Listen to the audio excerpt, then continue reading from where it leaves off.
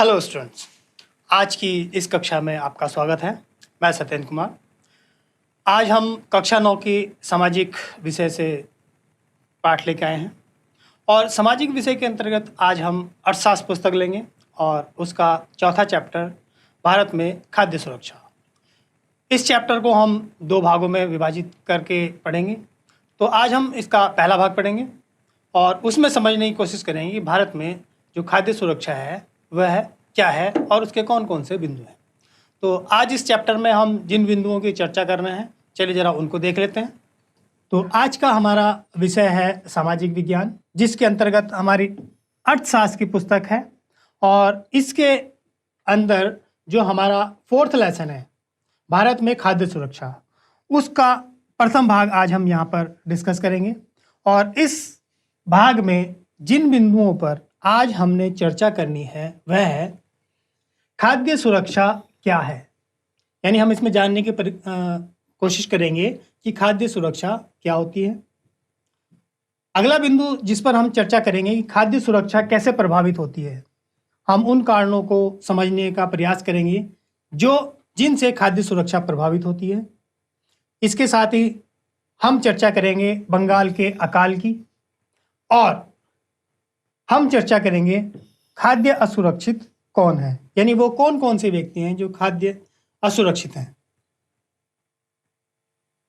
तो सबसे पहला जो हमारा चर्चा का बिंदु है, खाद्य सुरक्षा क्या है। देखिए, जीवन के लिए भोजन उतना ही आवश्यक है जितना सांस लेने के लिए वायु, यानी भोजन हमारे लिए अति आवश्यक है। भोजन के बिना हम जीवित नहीं रह सकते, तो इसलिए ये एक अति आवश्यक चीज है जो हमें चाहिए और इसके बिना हम जीवन की कल्पना नहीं कर सकते हैं। खाद्य सुरक्षा मात्र 2 जून की रोटी पाना ही नहीं है, बल्कि ये उससे भी कई अधिक है। और जो खाद्य सुरक्षा है उसके निम्नलिखित आयाम है। देखिए, खाद्य सुरक्षा का आशय यह है कि प्रत्येक व्यक्ति इस बात से सुनिश्चित रहे कि उसको जो खाद्य पदार्थ है, यानी जो भोजन है, उसको मिलता रहेगा। तो जब कोई व्यक्ति इस चीज से आश्वस्त है कि उसे भोजन मिलता रहेगा, तो वह खाद्य रूप से सुरक्षित है, या उसको हम खाद्य सुरक्षा कह सकते हैं। खाद्य सुरक्षा के लिए जो 3 प्रमुख बिंदु हैं, नंबर 1, खाद्य की उपलब्धता, यानी देश में पर्याप्त मात्रा में खाद्य का उत्पादन होना चाहिए। आयात और जो सरकारी अनाज भंडारों में संचित पिछले वर्षों के स्टॉक्स हैं। खाद्य उपलब्धता का तात्पर्य देश में खाद्य उत्पादन, खाद्य आयात और सरकारी अनाज भंडारों में संचित पिछले वर्षों के स्टॉक्स हैं।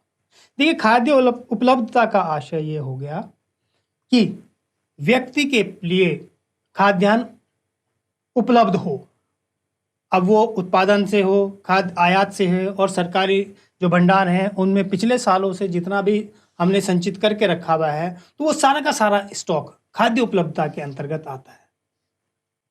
अगला बिंदु है पहुंच। तो पहुंच का अर्थ है कि खाद्य पदार्थ प्रत्येक व्यक्ति को मिलता रहे, यानी खाद्य की उपलब्धता होना ही खाद्य सुरक्षा का मानक नहीं है, बल्कि उस खाद्य का प्रत्येक व्यक्ति तक पहुंच पाना, यानी प्रत्येक व्यक्ति उसको हासिल कर सके, यह भी खाद्य सुरक्षा का दूसरा बिंदु है। और तीसरा बिंदु है सामर्थ्य। सामर्थ्य का अर्थ है कि लोगों के पास अपनी भोजन आवश्यकताओं को पूरा करने के लिए पर्याप्त और पौष्टिक भोजन खरीदने के लिए धन उपलब्ध हो। यानी तीसरा बिंदु सामर्थ्य है कि भंडार हमारे पास उपलब्ध है अनाज के, और हमने ये भी सुनिश्चित कर लिया कि अगर व्यक्ति जब उस भंडार से अनाज लेने जाए तो उसको मिलता भी रहे। लेकिन केवल पहुंच और उपलब्धता ही सब चीज नहीं है। वो पहुंच या उपलब्धता तब तक अधूरी है जब तक व्यक्ति उसको खरीदने के लिए समर्थवान ना हो, यानी उसके पास धन ना हो। स्टॉक भी है, राशन की दुकानें भी हैं लेकिन व्यक्ति के पास धन ही नहीं है तो किस प्रकार से खरीद पाएगा। तो इसलिए खाद्य सुरक्षा के लिए 3 बिंदु बहुत आवश्यक है कि खाद्यान्नों की उपलब्धता हो, खाद्यान्न की व्यक्तियों तक पहुंच हो और जो व्यक्ति हैं वो इस खाद्यान्न को खरीदने के लिए सामर्थ्यवान हो या उनके पास धन उपलब्ध हो, तब यह खाद्य सुरक्षा कहलाती है। और खाद्य सुरक्षा को सुनिश्चित करने के लिए पर्याप्त मात्रा में खाद्यान्न होना आवश्यक है। यानी जितने भी व्यक्ति खाद्यान्न लेने जाएं उनको पर्याप्त मात्रा में या जिस मात्रा में वो खरीदने जा रहे हैं वह उनको उपलब्ध हो जाए। साथ ही साथ सभी लोगों के पास स्वीकार्य गुणवत्ता के खाद्य पदार्थ खरीदने की क्षमता हो। यहाँ पर क्षमता से आशय यानी उनके पास क्रय शक्ति होनी चाहिए, खरीदने की ताकत होनी चाहिए कि वो व्यक्ति उस खाद्य पदार्थों को खरीद सके। यहाँ पर ताकत से अर्थ धन से है, यानी उनके पास पर्याप्त मात्रा में धन हो ताकि वो खरीद सकें। और तीसरा बिंदु है कि खाद्य की उपलब्धता में कोई बाधा ना हो, तो तभी खाद्य सुरक्षा सुनिश्चित की जा सकती है। तो इस तरह से हमने देखा कि खाद्य की जो सुरक्षा है या खाद्य सुरक्षा है वह उपलब्धता, सुरक्षा और सामर्थ्य पर निर्भर है। और अगर हम खाद्य की सुरक्षा करना चाहते हैं, खाद्य सुरक्षा की सुनिश्चितता करना चाहते हैं तो सभी लोगों के लिए पर्याप्त मात्रा में खाद्य उपलब्ध हो, उनके पास खरीदने की क्षमता हो और जब वो खरीदने जाएं तो उपलब्धता में किसी प्रकार की कोई बाधा न आए। अब प्रश्न ये होता है कि खाद्य सुरक्षा क्यों चाहिए भाई? तो देखिए, समाज का अधिक गरीब वर्ग तो हर समय खाद्य असुरक्षा से ग्रस्त हो सकता है, परंतु जब देश में भूकंप, सूखा, बाढ़, सुनामी, फसलों के खराब होने के कारण हुए अकाल आदि राष्ट्रीय आपदाओं से गुजर रहा हो तो निर्धनता रेखा के ऊपर के लोग भी खाद्य असुरक्षा से ग्रस्त हो सकते हैं। देखिए, जो गरीब हैं, ये जो निर्धन हैं, वो तो हमेशा ही खाद्य असुरक्षा से ग्रस्त रहते हैं। लेकिन जब राष्ट्र किसी इस प्रकार की, देखिए समाज का जो गरीब वर्ग है वो तो हमेशा ही खाद्य असुरक्षा से ग्रसित रहता है, लेकिन जब राष्ट्र पर संकट आता है, यानी वो संकट भूकंप के रूप में है, सूखा, बाढ़, सुनामी या फिर अन्य किसी कारणों से हो, तो केवल निर्धन लोग ही असुरक्षा से ग्रसित नहीं हो सकते खाद्य असुरक्षा से, बल्कि जो निर्धन रेखा से ऊपर के लोग भी खाद्य असुरक्षा से ग्रसित हो सकते हैं। इसका एक बहुत अच्छा सा एग्जाम्पल अभी आपने देखा होगा, कोविड-19।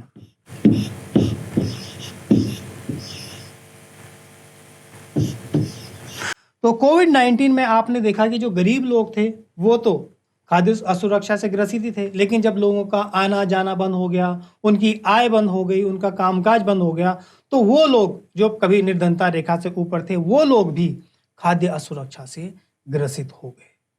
तो इसलिए खाद्य सुरक्षा होना बहुत आवश्यक है। अब बात करते हैं कि किसी आपदा के समय खाद्य सुरक्षा कैसे प्रभावित होती है। किसी प्राकृतिक आपदा जैसे सूखे के कारण खाद्यान्न की कुल उपज में गिरावट आती है।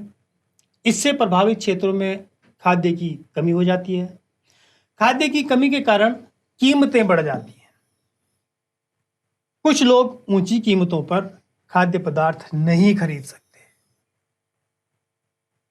तो यहाँ पर हमने देखा है जैसे कोई आपदा आ जाती है तो खाद्यान्न की कमी हो जाती है, और जब पूर्ति कम होती है किसी चीज़ की तो उसकी कीमतें बढ़ जाती हैं, और जब कीमतें बढ़ जाती हैं तो सभी लोग इन कीमतों पर पदार्थों को या वस्तुओं को नहीं खरीद सकते। अगर यह आपदा अधिक विस्तृत क्षेत्रों में और लंबे समय तक बनी रहती है तो भूखमरी की स्थिति पैदा हो जाती है। यानी अगर यही जो स्थिति है लंबे टाइम तक बने रहे तो भूखमरी की स्थिति आती है, यानी लोग भूख से मरने लगते हैं। व्यापक भूखमरी से अकाल की स्थिति बन सकती है, यानी अगर यह भूखमरी लंबे समय तक रहे तो इससे अकाल की स्थितियां बन जाती हैं। अब इसको समझने के लिए हम 1943 में जो बंगाल का अकाल था उस पर एक नज़र डालते हैं। तो भारत में सबसे भयानक अकाल था वह 1943 का बंगाल का अकाल था। इस अकाल में बंगाल प्रांत के 30 लाख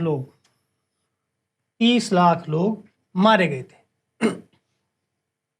तो यहां पर आप देखें कि उस दौरान, यानी ये उस समय तक हम आज़ाद नहीं हुए थे, ये ब्रिटिश पीरियड था, तो उसमें देखेंगे खाद्यान्न की उपलब्धता। देखिए बंगाल में जो चावल की उपज थी उसकी उपलब्धता कितनी थी।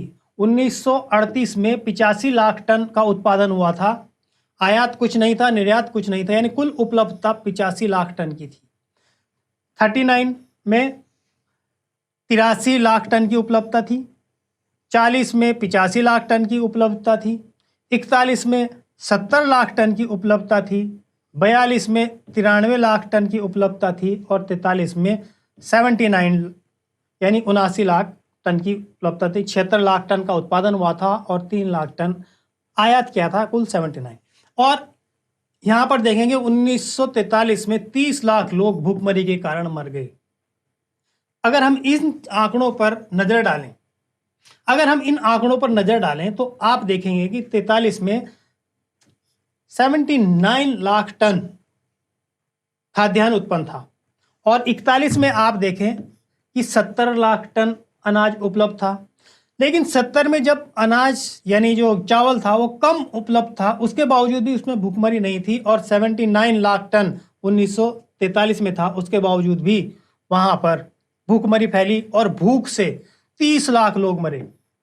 बंगाल के अकाल में सबसे अधिक प्रभावित कौन लोग हुए कि चावलों की कीमतों में भारी वृद्धि से खेतिहर मजदूर, मछुआरे, परिवहन कर्मी और अन्य अनियमित श्रमिक सबसे अधिक प्रभावित हुए और इस अकाल में सबसे अधिक वही मरे। यानी यहाँ पर चावलों की जो उपलब्धता थी वह कम हुई, यानी हम 42 के मुकाबले देखें तो कम हुई, लेकिन ओवरऑल अगर हम देखें तो लगभग बराबर ही थी। लेकिन यहाँ पर क्या हुआ कि जो चावल की कीमतें थी वो बहुत बढ़ गई। बहुत बढ़ने से ये हुआ कि चावलों की उपलब्धता तो थी लेकिन कीमतों में भारी वृद्धि हो गई।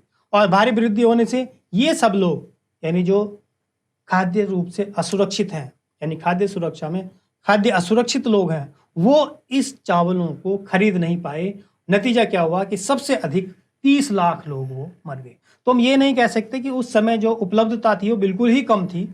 अनाज की उपलब्धता थी लेकिन भारी कीमत की वृद्धि हुई और सरकार के द्वारा शायद संभवतः वह प्रयास नहीं किया गया कि इन जो अनाज है उस अनाज को लोगों तक बांटा जाए। अगर वह समय पर बांट दिया जाता या और सस्ते दामों पर दिया जाता तो शायद ये जो 30 लाख लोग उस अकाल में मरे हैं वह लोग मरने से बच सकते थे। भारत में बंगाल जैसा अकाल फिर कभी नहीं पड़ा, लेकिन यह चिंता का विषय है कि अकाल जैसी स्थिति व्याप्त है। भूख के कारण कुछ लोगों की मृत्यु भी हुई है। यानी आज की डेट में भी बहुत से लोग ऐसे हो जाते हैं, कुछ लोग जो भूख के कारण मर जाते हैं या भूखमरी से मर रहे हैं। प्राकृतिक आपदाओं, महामारी के कारण भी खाद्य में भी कमी आ सकती है। अब जैसे आप कोविड-19 की महामारी को देख सकते हैं कि उसका भी इस पर विपरीत असर पड़ा। जब लोगों का आवागमन बंद हो गया, वस्तुओं और सेवाओं पर प्रतिबंध लगा गया और जिससे क्या हुआ, आर्थिक गतिविधियां सब प्रभावित हो गई। आपने देखा कि लोगों का काम छूट गया, लोग काम पर नहीं गए, जो लोग मजदूरी कर रहे थे उनकी मजदूरियां बंद हो गई, या जो लोग कहीं पर छोटा मोटा खाने पीने का सामान लगा रहे थे या जो परिवहन की सुविधाएं दे रहे थे, या बहुत सारे लोग जिनकी सारी आर्थिक गतिविधियां बंद हो गई, दुकानें बंद हो गई। तो उस समय भी जो खाद्य सुरक्षा थी उसकी बहुत आवश्यकता पड़ी। तो सरकार के द्वारा आपने देखा कि लोगों को राशन पहुंचाया गया, उनके घरों तक राशन पहुंचाया गया, राशन की दुकानें खोली गई, अतिरिक्त राशन दिया गया ताकि वह जो अकाल वाली स्थिति थी वह दोबारा ना हो सके। तो ये सब उपलब्ध हो सका खाद्य सुरक्षा के कारण। सरकार ने खाद्य सुरक्षा सुनिश्चित की, लेकिन फिर भी बहुत से लोग इससे प्रभावित हुए हैं।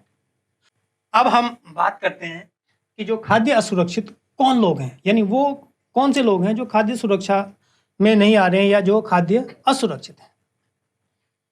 देखिए, यद्यपि भारत में लोगों का एक बड़ा वर्ग खाद्य और पोषण की दृष्टि से असुरक्षित है, लेकिन इसमें सबसे ज्यादा जो प्रभावित वर्ग हैं वो कौन कौन से हैं, उनको एक एक देख लेते हैं। भूमिहीन या जिनके पास बहुत थोड़ी सी जमीन है वो खाद्य असुरक्षित है, यानी वो खाद्य असुरक्षा से सबसे अधिक प्रभावित हैं। पारंपरिक दस्तकार यानी जो हस्तकला का काम करते हैं वो, पारंपरिक सेवाएं प्रदान करने वाले लोग, अपना छोटा मोटा काम करने वाले कामगार और निराश्रित तथा भिखारी, ये वो लोग हैं जो खाद्य असुरक्षित हैं। भूमिहीन किसान इतना उपज नहीं उगा पाता है कि वह अपना और अपने परिवार का पूरे वर्ष भर पेट भर सके। पारंपरिक दस्तकार जो हैं, चूंकि वो हाथ से काम करते हैं तो वो इतना उत्पाद नहीं बना पाते कि वो अपने सारे साल का खर्चा निकाल सकें या उनके उत्पाद नहीं बेचते। जो पारंपरिक सेवाएं प्रदान करने वाले लोग हैं वो भी इतना नहीं कमा पाते। जो छोटा मोटा काम करने वाले लोग हैं, कभी तो उनका काम अच्छा हो जाता था, उनका दिन का काम चल जाता है, लेकिन कई बार उनकी बिक्री नहीं हो पाती तो वो अपने खर्चों को पूरा नहीं कर सकते। जो निराश्रित हैं, यानी जो किसी के ऊपर आश्रित हैं, इनके ऊपर खर्चा करने वाला कोई नहीं, उनकी देखभाल करने वाला कोई नहीं है, या भिखारी हैं, ये खाद्य असुरक्षित सबसे अधिक होते हैं। और अगर हम शहरी क्षेत्रों में बात करें तो शहरी क्षेत्रों में खाद्य की दृष्टि से असुरक्षित वे परिवार हैं जिनके कामकाजी सदस्य प्राय कम वेतन वाले व्यवसायों और अनियमित श्रम बाजार में काम करते हैं। यानी जो कम वेतन वाले काम में किसी की दुकान में काम कर रहे हैं या मजदूरी का काम कर रहे हैं, ये कामगार अधिकतर मौसमी कार्यों में लगे होते हैं और इनको इतनी कम मजदूरी दी जाती है कि वे मात्र जीवित रह सकें। तो ये देखिए कि शहरी क्षेत्रों में ये लोग खाद्य असुरक्षित हैं, इनको खाद्य सुरक्षा की अधिक आवश्यकता है। अब इसको हम ग्रामीण और शहरी आवश्यकताओं को समझने के लिए जरा हम कुछ कहानियों को लेके चलते हैं। तो चलिए जरा रामू की कहानी से हम खाद्य असुरक्षा को समझने की कोशिश करते हैं। रामू रायपुर गांव में कृषि क्षेत्र में एक अनियत खेतीहर मजदूर के रूप में काम करता है, यानी वह एक मजदूरी का काम करता है। उसका सबसे बड़ा बेटा सोमू 10 वर्ष का है। वह भी गांव के सरपंच सतपाल सिंह के यहाँ पशुओं की देखभाल करने वाले पाली के रूप में काम करता है, यानी ये एक बाल श्रमिक है। सोमू सरपंच के यहाँ पूरे वर्ष काम करता है। उसको इस काम के लिए सिर्फ 1000 रुपए मिलते हैं। रामू के 3 और बेटे और 2 बेटियां हैं। यहां पर आप देखेंगे 3 और बेटे और 2 बेटियां, यानी कुल मिलाकर 5 इसके संतानें हैं। तो एक तरह से कह सकते हैं हम कि इनका बड़ा परिवार है, लेकिन वे अभी बहुत कम उम्र के हैं और वे खेत में काम नहीं कर सकते। रामू की पत्नी सुनहरी पशुओं की सफाई और गोबर हटाने का काम अंशकालिक करती है, यानी ये उसको पूर्ण रूप से रोजगार नहीं मिला है। कभी आती है तो उसको यह काम करने को दे दिया जाता है। उसे रोजाना काम के बदले में क्या मिलता है? आधा लीटर दूध, सब्जियां और कुछ पका खाना मिलता है।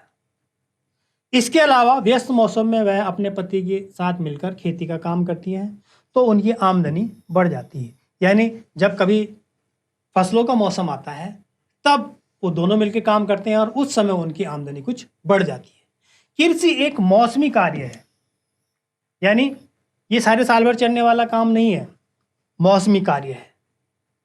रामू को केवल बुआई, पौधारोपण और फसल की कटाई के समय ही काम मिलता है, यानी जब फसल बोई जाती है या फसल की रोपाई हो रही है या जब फसल की कटाई हो रही है, तो ये काम सारे साल भर नहीं होता है, यह साल के कुछ महीने में होता है। तो उन महीनों में तो रामू को काम मिल जाता है, लेकिन बाकी के टाइम पे वो इस काम को नहीं करता।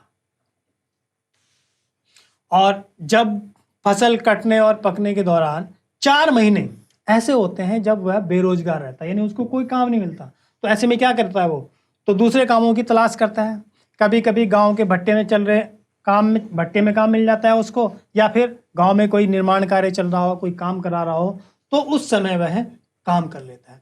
तो यानी ये साल के 4 महीने उसके लिए बड़े ही दुष्कर होते हैं जब उसको काम नहीं मिल रहा है, उसको मजदूरी नहीं मिलती तो वह दर दर भटकता रहता है, कभी कहीं काम मिलता है, कहीं काम ढूंढता है। अगर मिल जाए तो अच्छी बात है, नहीं मिलता तो फिर उसके परिवार के लिए भोजन की बड़ी समस्या उत्पन्न हो जाती है।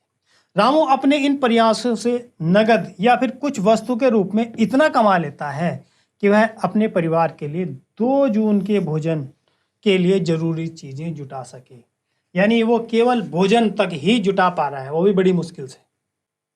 बहरहाल, जब कहीं काम पाने में असफल रहता है तो उसके परिवार को वास्तव में कठिनाइयों का सामना करना पड़ता है जब उसे काम नहीं मिलता। कभी कभी उसके बच्चों को भूखे पेट ही सोना पड़ता है। खाद्य सुरक्षा वाली बात हम कर रहे हैं, तो अगर आदमी को खाद्य ना मिले, यानी अनाज ना मिले, भोजन ना मिले, तो वो किस प्रकार से हष्ट पुष्ट या स्वस्थ रह सकता है। परिवार को दूध तथा सब्जियां भोजन के रूप में नियमित रूप से नहीं मिलती, क्योंकि वो उनकी आमदनी कम है, तो दूध या सब्जियां वो नियमित रूप से नहीं मिलती। रामू कृषि कार्य की मौसमी प्रकृति के कारण बेरोजगारी, यहाँ पर आप देखें मौसमी प्रकृति, इसको ध्यान रखेंगे हम। बेरोजगारी के 4 महीनों में खाद्य दृष्टि से असुरक्षित रहता है। यानी आप देखें कि जब फसल का चक्र चलता है और 2 फसलों के बीच में जब 4 महीने तक कोई काम नहीं होता, तो उस समय जो रामू है वो खाद्य रूप से असुरक्षित होता है।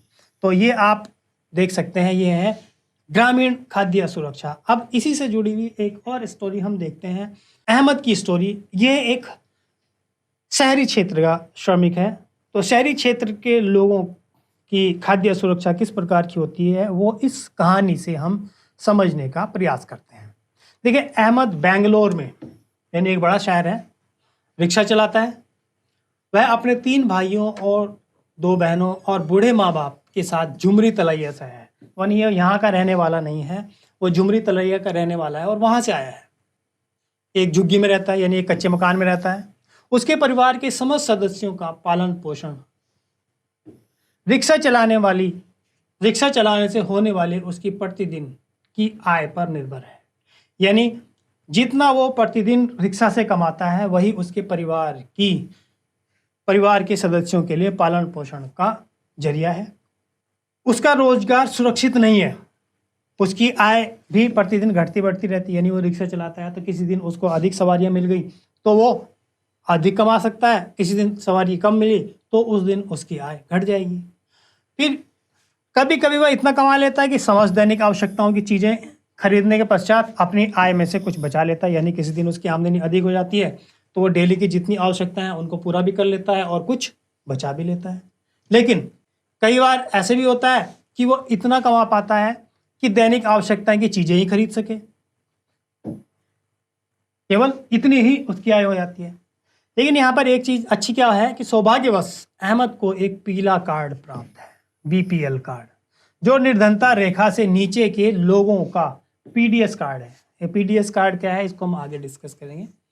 इस कार्ड से अहमद अपनी दैनिक जरूरतों के उपभोग के लिए पर्याप्त मात्रा में गेहूँ, चावल, चीनी और मिट्टी का तेल प्राप्त कर लेता है। वह इन चीज़ों को बाजार की कीमत से आधी कीमत पर प्राप्त कर लेता है। यानी ये जो वस्तुएं हैं उसको यहाँ पीडीएस सिस्टम से, यानी सार्वजनिक वितरण प्रणाली, यानी जो पीले कार्ड की मदद से आधी कीमत पर मिल जाती है बाजार से। वह अपना मासिक भंडार उस विशेष दिन खरीदता है जिस दिन दुकान निर्धनता रेखा के नीचे के लोगों के लिए खुलती है। यानी जिस दिन, हम पिछले चैप्टर में हम बात कर चुके हैं कि निर्धनता की रेखा के नीचे कौन से लोग हैं, तो यहाँ पर निर्धनता की रेखा के नीचे के लोगों के लिए जिस दिन दुकान खुलती है उस दिन वह अपना राशन प्राप्त कर लेता है। इस तरह अहमद अपनी अपर्याप्त आय से बड़े परिवार का किसी तरह पालन पोषण कर लेता है, जहां वह अकेला कमाने वाला सदस्य है। तो यहाँ पर आप देखेंगे कि ये जो आधी कीमत में उसको चीज़ें मिल रही हैं, उसके कारण वह अपनी जो आवश्यकताएं हैं उनको पूरा करने में सक्षम हो पा रहा है। अब जरा हम बात कर लेते हैं कि खाद्य सुरक्षा से प्रभावित होने वाली कौन सी संरचना है। तो यहाँ पर हम देखेंगे कि खाद्य पदार्थ खरीदने में असमर्थता के कारण सामाजिक संरचना भी खाद्य दृष्टि से असुरक्षा में भूमिका निभाती है। यानी वो कौन कौन से वर्ग हैं कि जो खाद्य असुरक्षा से सबसे अधिक प्रभावित हैं। तो उनमें आते हैं अनुसूचित जाति, अनुसूचित जनजाति और अन्य पिछड़ी वर्ग के कुछ वर्ग, कमजोर भूमि का आधार रखने वाले यानी जिनके पास भूमि बहुत कम है, नगण्य है या न के बराबर है, वो खाद्य सुरक्षा से अधिक प्रभावित होते हैं। साथ ही खाद्य सुरक्षा से प्रभावित लोग जो प्राकृतिक आपदाओं से प्रभावित हैं, यानी कहीं भूकंप आया है, बाढ़ है, सुनामी है, या फिर जिन्हें काम की तलाश में दूसरी जगह जाना पड़ता है, तो ये खाद्य सुरक्षा से प्रभावित लोग हैं। साथ ही साथ गर्भवती महिलाएं, दूध पिला रही महिलाएं और 5 वर्ष से कम उम्र के बच्चे यानी खाद्य असुरक्षा से ज़्यादा प्रभावित हैं। इसके अलावा कि कुछ पिछड़े राज्य हैं जहां पर गरीबी अधिक है। अब ये कौन कौन से राज्य हैं? पूर्वी और दक्षिणी पूर्वी हिस्से उत्तर प्रदेश के, बिहार, झारखंड, उड़ीसा, पश्चिम बंगाल, छत्तीसगढ़, मध्य प्रदेश और महाराष्ट्र के कुछ भाग, यानी ये वो राज्य हैं जहां पर खाद्य असुरक्षा अधिक पाई जाती है। कुछ आदिवासी और सुदूर क्षेत्र के लोग हैं, वह भी खाद्य असुरक्षा से प्रभावित हैं। और प्राकृतिक आपदाओं से बार बार प्रभावित होने वाले जो क्षेत्र हैं वो भी खाद्य असुरक्षा से प्रभावित होते हैं, जहाँ पर अक्सर प्राकृतिक आपदाएं आती रहती हैं और वहाँ के लोग अक्सर प्राकृतिक आपदाओं से प्रभावित होते रहते हैं, तो वो क्षेत्र के लोग भी खाद्य असुरक्षा से अधिक प्रभावित होते हैं। अब हम बात करते हैं भूखमरी की कि भूखमरी क्या है। देखिए, भूखमरी खाद्य दृष्टि से असुरक्षा को इंगित करने वाला दूसरा पहलू है। भूखमरी गरीबी की एक अभिव्यक्ति मात्र नहीं है, यह गरीबी लाती है। यानी जो भूखमरी है वह गरीबी लाती है। भूखमरी से आशय है कि जब लोगों को खाने के लिए पर्याप्त मात्रा में अनाज ना मिले, खाद्यान्न ना मिले और वो भूख के कारण मर जाएं, तो वह स्थिति भूखमरी की कहलाती है। इस तरह खाद्य दृष्टि से सुरक्षित होने में वर्तमान से भूखमरी समाप्त हो जाती है और भविष्य में भूखमरी का खतरा कम हो जाता है। भूखमरी भी देखिए 2 तरह की होती है, एक दीर्घकालिक और एक मौसमी। चलिए जरा इसको थोड़ा सा और आगे डिस्कस करते हैं। तो पहले बात करते हैं दीर्घकालिक भूखमरी की। देखिए, दीर्घकालिक भूखमरी, चलिए बात करते हैं जरा दीर्घकालिक भूखमरी की। दीर्घकालिक भूखमरी मात्रा एवं गुणवत्ता के आधार पर अपर्याप्त आहार ग्रहण करने के कारण होती है। यानी जो दीर्घकालिक भूखमरी कब उत्पन्न होती है कि जब उनको पर्याप्त मात्रा में भोजन ना मिले या गुणवत्तापूर्ण भोजन ना मिले, तो वह दीर्घकालिक भूखमरी होती है। गरीब लोग अपनी निम्न आय, जो उनकी अत्यंत निम्न आय है और जीवित रहने के लिए खाद्य पदार्थों की अक्षमता, खाद्य पदार्थों को खरीदने की अक्षमता के कारण दीर्घकालिक भूखमरी उत्पन्न होती है। और इन्हीं कारण यानी निम्न आय और खाद्य पदार्थ खरीदने की अक्षमता के कारण जो लोग हैं वो भूखमरी से ग्रसित होते हैं। तो यानी दीर्घकालिक भूखमरी के लिए 2 कारण हो गए, अत्यंत निम्न आय और खाद्य पदार्थ खरीदने की अक्षमता। तो इन कारणों से दीर्घकालिक भूखमरी होती है। अब हम बात करते हैं मौसमी भूखमरी की। तो देखिए, मौसमी भूखमरी फसल उपजाने और काटने के चक्र से संबंध है। यह ग्रामीण क्षेत्रों की कृषि क्रियाओं की मौसमी प्रकृति के कारण है। नगरीय क्षेत्रों में जो होती है ये अनियमित श्रम के कारण होती है। जैसे बरसात के मौसम में अनियमित निर्माण श्रमिकों को काम कम रहता है, यानी जब बरसात होती है तो उस समय जो निर्माण कार्य हैं वो नहीं चल रहे होते हैं, क्योंकि बरसात में निर्माण कार्य करने से जो है निर्माण कार्य रुकता ही नहीं है। इसी तरह भूखमरी तब उत्पन्न होती है जब कोई व्यक्ति पूरे वर्ष काम पाने में अक्षम रहता है। यानी ये मौसमी बेरोजगारी तब होती है जब किसी व्यक्ति को पूरे साल काम करने के लिए नहीं मिलता, यानी पूरे साल रोजगार नहीं प्राप्त होता। तो जो मौसमी प्रकृति है भूखमरी की, वो साल के उन महीनों में होती है या साल के कुछ महीनों में होती है जब व्यक्तियों को रोजगार प्राप्त नहीं होता। अब यहाँ पर भूखमरी से ग्रस्त कुछ आंकड़े हैं, उनको हम देख लेते हैं। तो यहाँ पर भूखमरी के जो कुछ आंकड़े हैं, ये भारत सरकार के आंकड़े हैं, तो इनको देख लेते हैं। भूखमरी के 2 प्रकार हमने आपको बताए, मौसमी और दीर्घकालिक। तो यहाँ पर देखते हैं 1983 में मौसमी भूखमरी 16.2% थी, दीर्घकालिक 2.3% थी और कुल 18.5% थी। और यही अगर हम 1993-94 में देखें तो ये 4.2, 0.9 और 5.1, यानी 18.5 से 5.1% घट गई। यानी इतने लोगों को खाद्य सुरक्षा मिल गई है। और अगर इसी को ही हम 2000 में देखें, 1999 2000, तो ये 2.6, 0.7, 3.3, यानी अगर हम यहाँ पर देखें 1983 की तुलना में, तो 1983 की तुलना में 1999 2000 में जो भुखमरी के आंकड़े में एक जबरदस्त परिवर्तन आया है। जो पहले 18.5% भुखमरी थी, उसको 3.3% तक हम ले आए हैं। ये थी ग्रामीण भुखमरी की बात। अगर हम शहरी भुखमरी की बात करें तो 1983 की बात करें तो 1983 में जो शहरी भुखमरी का आंकड़ा था वह था 6.4%। इसमें 5.6 मौसमी भुखमरी थी और 0.8% दीर्घकालिक भुखमरी थी। और इसी आंकड़े को हम 93-94 देखें तो ये 5.6 से हम 1.1 पर आ गए और 0.8 से हम 0.5% पर आ गए और कुल 1.6 यानी 6.4% से हम 1.6% तक आ गए। और 1999 और 2000 की अगर हम देखें तो ये 6.4 से घटकर हम 0.9% आ गए। तो आप देखें कि खाद्य सुरक्षा से कितने लोगों को भुखमरी से निकाल दिया गया है। यानी जो भुखमरी थी, यद्यपि पूरी तरह से समाप्त नहीं हुई है, लेकिन फिर भी एक बहुत बड़े संख्या को खाद्य सुरक्षा से हम उनको भुखमरी से बचा पाए। तो ये हमारा चैप्टर था जिसमें हमने भुखमरी से संबंधित, खाद्य सुरक्षा, भुखमरी से संबंधित बातों पर चर्चा की।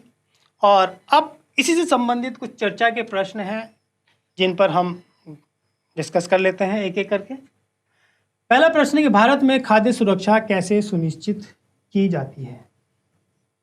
देखिए, खाद्य सुरक्षा सुनिश्चित करने के लिए पर्याप्त मात्रा में भंडार होना चाहिए, उसकी लोगों तक पहुंच होनी चाहिए और लोगों के अंतर्गत लोगों में इस प्रकार की सामर्थ्य या धन उपलब्ध होना चाहिए कि वह उस अनाज को खरीद सके। तो ये एक खाद्य सुरक्षा। तो चलिए कुछ चर्चा के प्रश्न ले लेते हैं। ये पहला प्रश्न है कि भारत में खाद्य सुरक्षा कैसे सुनिश्चित की जाती है। तो भारत में खाद्य सुरक्षा सुनिश्चित की जाने के लिए उनकी उपलब्धता होना जरूरी है, उनका पर्याप्त मात्रा में लोगों तक पहुंच इम्पॉर्टेंट है, पहुंच सुनिश्चित की जाती है। और ये भी सुनिश्चित किया जाना है कि जो लोग हैं उनके पास पर्याप्त मात्रा में धन हो ताकि वो ये जो अनाज है या खाद्य है उसको खरीद सकें, उनके अंदर खरीदने की क्षमता पैदा की जाती है। अगला प्रश्न है, कौन लोग खाद्य असुरक्षा से अधिक ग्रस्त हो सकते हैं। तो देखिए, जो लोग खाद्य सुरक्षा से अधिक असुरक्षित हैं उसमें समाज के वो लोग हैं जो अनुसूचित जाति, जनजाति, अन्य पिछड़ा वर्ग या आर्थिक रूप से कमज़ोर वर्ग के हैं, जिनके पास भूमि कम है या नगण्य है, जिनको अनियमित रोजगार मिलता है, अनियमित श्रमिक हैं, निराश्रित हो गए, भिखारी हैं या इस तरह के कमज़ोर लोग हैं, वो लोग खाद्य सुरक्षा से अधिक ग्रस्त होते हैं। अगला प्रश्न है कि भारत में कौन से राज्य खाद्य असुरक्षा से अधिक ग्रस्त हैं। तो खाद्य सुरक्षा से अधिक जो प्रदेश हैं उनमें है उत्तर प्रदेश का पूर्वी और दक्षिणी भाग, बिहार, मध्य प्रदेश, उड़ीसा, पश्चिम बंगाल, छत्तीसगढ़ आदि कुछ ऐसे राज्य हैं जो खाद्य सुरक्षा से अधिक ग्रस्त हैं। अगला प्रश्न है कि मौसमी भुखमरी और दीर्घकालिक भुखमरी में भेद कीजिए। चलिए अगला प्रश्न लेते हैं कि मौसमी भुखमरी और दीर्घकालिक भुखमरी में भेद कीजिए। तो मौसमी भुखमरी है वो मौसम के आधार पर होती है, यानी कुछ मौसम ऐसा होता है कि जब लोगों को रोजगार नहीं मिलता तो वह उस समय जो भुखमरी उत्पन्न होती है उसे हम मौसमी भुखमरी कहते हैं। और दीर्घकालिक भुखमरी वह भुखमरी है कि जब निम्न आय वर्ग के लोग अपर्याप्त मात्रा में और गुणवत्ता के आधार पर कम गुणवत्ता वाला भोजन उनको मिलता है, पर्याप्त मात्रा में भोजन ना मिलता दीर्घकाल तक, तो इस प्रकार की जो भुखमरी है उसको हम दीर्घकालिक भुखमरी कहते हैं। मौसमी भुखमरी कुछ समय के लिए होती है जबकि दीर्घकालिक भुखमरी लंबे समय तक के लिए होती है। चलिए कुछ अभ्यास कार्य है आपके लिए कि ज्ञात करें कि किसी राहत शिविर में प्राकृतिक आपदा के पीड़ितों को किस प्रकार की मदद दी जाती है। तो इस चीज़ को आप ज्ञात करने की कोशिश कीजिए। इसको आप कई प्रकार से देख सकते हैं। आप इसको किसी से पूछकर, पढ़कर या इंटरनेट से आप सर्च कर कर भी इसको पता कर सकते हैं। तो ये था हमारा आज का टॉपिक। इसमें हमने भारत में खाद्य सुरक्षा इसका प्रथम भाग लिया है। अगले भाग में इससे आगे की जानकारी लेकर आएंगे। उम्मीद है आपको जो आज समझाया गया है वो आपको अच्छी तरह से समझ में आया होगा। तो अब हम फिर मिलेंगे अगले भाग में, तब तक के लिए धन्यवाद।